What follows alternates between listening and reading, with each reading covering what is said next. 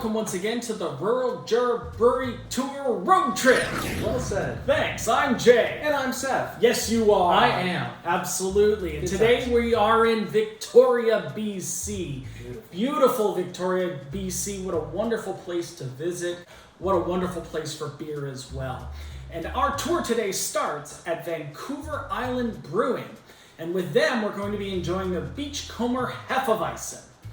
What I really enjoyed when I went there is how open it is and how well decorated it is. You got a surfboard in a corner, you got all the merch in one spot, you got the taps up front. The servers were delightful and really helpful. Great big fridge full of beer, and they were excited to talk about their beer. So I'm looking forward to cracking this one open.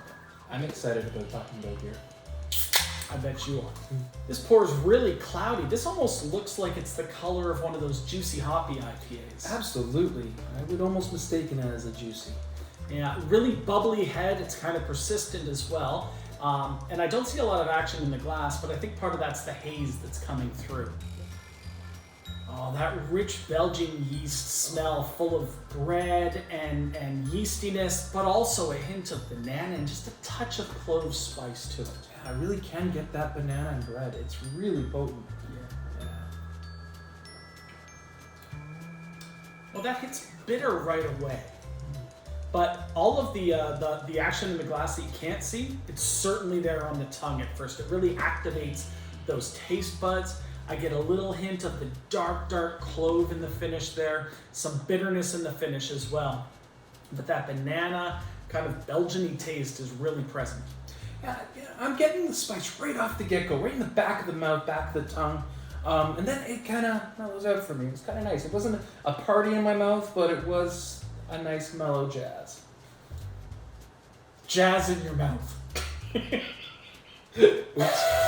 I haven't gotten smaller, and neither have you. I think the can got bigger since the last one. That is a definite crowler if I've ever seen one. Absolutely. The next beer that we're going to introduce is from Whistleboy Brewing Company. No, it's Whistleboy. Whistleboy. Buoy. Buoy. Buoy. Whistleboy Buoy. Brewing Company. It's the Mina's Strawberry Lemonade. Alcohol 5.1, packaged on a good day.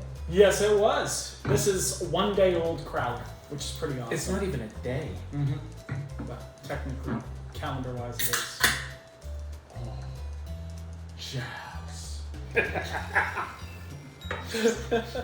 What's really interesting about this location, Whistleboy, is that you have to kind of go behind a building in the Chinatown region of Victoria, and you go down this hill and you enter this back courtyard, and it's just loaded with different food vendors, and off in the corner there is Whistleboy, and I went in, and the staff is so helpful and pleasant. They've got 5 or 6 different kinds of beer in these crowlers, but I just love how it was this small courtyard community of different vendors that were there. Inside, some seating, outside, lots of patio space. But really, it's just kind of a quaint location that you wouldn't even know it was there unless you went looking for it. So this is a pale, and I'm looking at it and it looks like a good hazy pale. I'm not being able to see through it.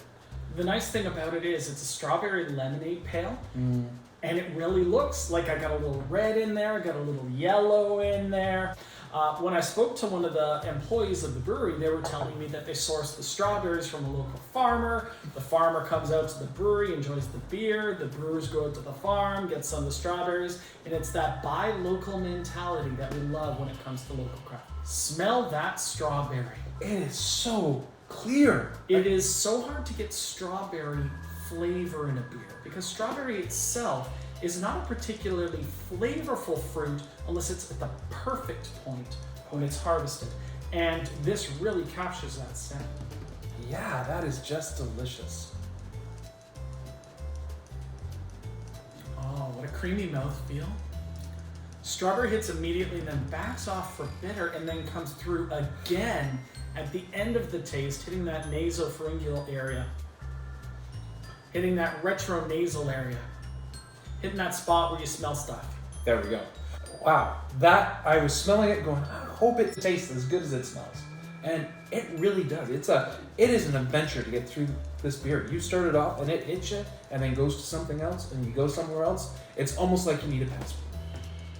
Now, it does finish more bitter than I expected, given that it's a strawberry lemonade, and both of those are associated with sweet, but I don't mind it.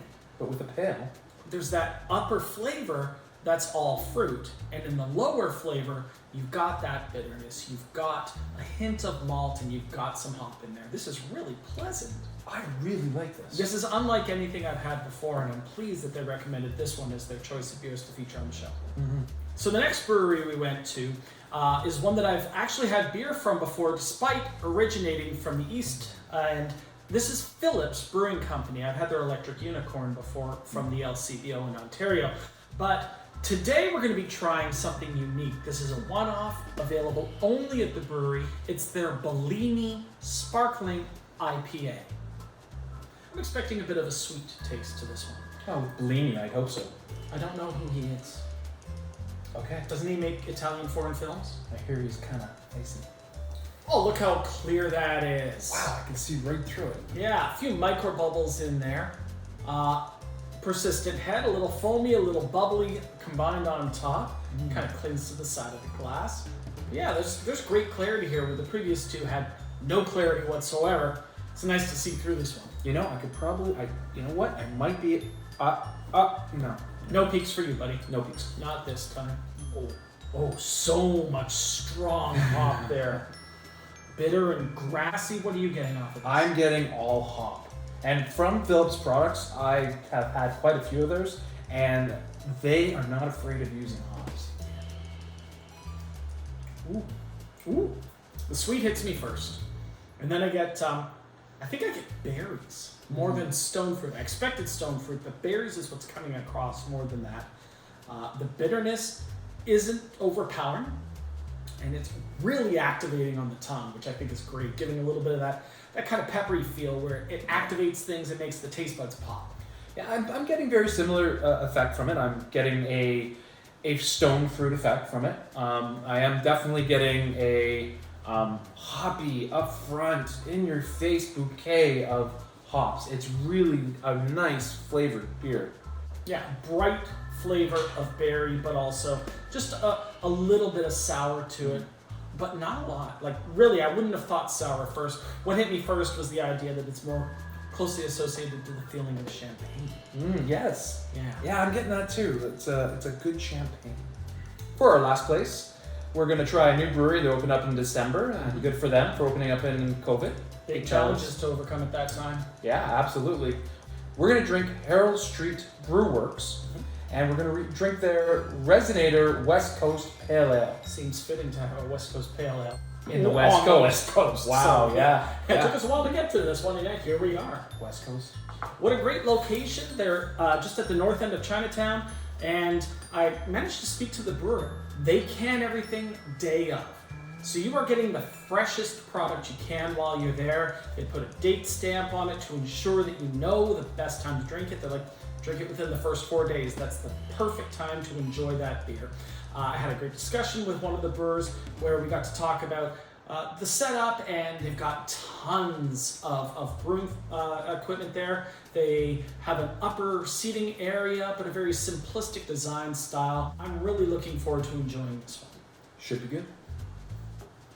What a foamy head on this one. And look how clear that is. Yeah, that's crystal clear. You could take photographs through this one. They might have a slight tinge of yellow to it. It has a lighter yellow color, maybe even a bright yellow color. And those bubbles are so persistent at this point in time. Well, it's probably because it's so fresh. I would hope so, yeah. Lots of action in the glass, tons of micro bubbling up from the bottom, so I expect this to be pretty active in the mouth. Hey. Cheers. Oh my dankness. Woo! West Coast, here we come. This lives up to the West Coast reputation. Mm-hmm. Grassy and... Yeah, but grassy and dark, like you're going down a college campus in the second week of school. Ooh, that is dark. Yeah, lots of hop on there, lots of grass, and lots of grassy notes. The dank is right there up front, but I'm also getting a lot of malt. But the nice thing is, not a ton of bitter finish until about 15 seconds after you taste it. And then that bitterness grows slowly, like the resentment I feel in past relationships. This is an excellent example of a West Coast IPA. They've really managed to capture the spirit of it while still creating a well-crafted product. Absolutely. This is a very crisp, clean, it is a well-crafted brew.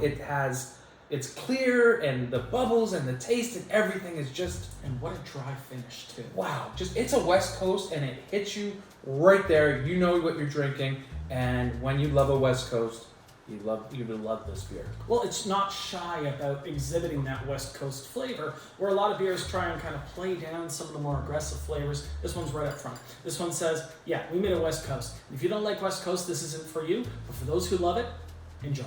This is for you, West Coasters. What a beautiful city to visit. And I'm so pleased that we found 4 unique flavored brews within a kilometer of each other, all 4 of them, and they each had different characteristics that were really well done. That was a pleasant experience for sure. Thanks for watching Rural Juror Brewery Tour. Try it again. Thanks for watching the Rural Brewery Tour. Tour. Thanks for watching the Rural Brewery Tour. Perfectly said. Thank you. Road trip. Road trip. I'm Jay. I'm Seth. Right you are. And check us out next time when we try some more beers. Like and subscribe. And make sure you ring his bell. Yeah. Right there. There. And that'll send you notifications when new episodes come up. As well, go to ruraljurorbrewerytour.com for weekly blog entries and beer reviews. All the episodes, buy us a beer. Buy us a beer. Buy us a beer. Buy us a... Thanks for watching. We'll see you next time. Take care. Jazz in your mouth. Anyway, is this moving on. improvisatory jazz? Is this free jazz? Is this acid jazz? Is this just kind of the kind of jazz that you want to have in your mouth at all times? I don't know how to answer. I think we should move on. It's a party in your mouth regardless. Yeah. And there's jazz in your mouth. You're emphasizing. Jazz.